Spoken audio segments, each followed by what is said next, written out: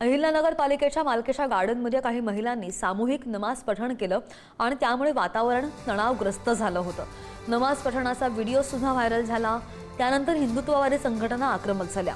महिलांवर गुन्हा दाखल करण्यासाठी हिंदुत्ववादी संघटनांनी जोरदार घोषणाबाजी करत ठिय्या आंदोलन करत हनुमान चालीसा पठण त्या ठिकाणी केलं।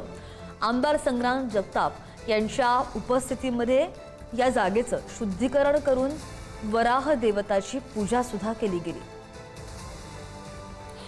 या गंगा उद्यानामध्ये आपण सर्वांनी पाहिलं की व्हिडिओ व्हायरल झाला की कुठलाही मान्यता नसताना सामूहिकरित्या नमाज पठणाचा कार्यक्रम या ठिकाणी पार पडला। अहिल्यानगर शहराच्या मायवडा परिसरामध्ये देखील अशाच पद्धतीने कुठेतरी एक महिला शंकर सावली मठ आहे त्या मठाच्या परिसरामध्ये येऊन गेली आणि तिथे बाहेर गेल्यानंतर तिने महिलेने ते गोमांस हे बाहेर टाकलं, पण अद्याप ती महिला आरोपी अजून पकडलेली नाही। या भारत देशामध्ये बुरखा हटावून देश बचाव ही म्हणायची वेळ आता सर्वांसमोर आलेली आहे।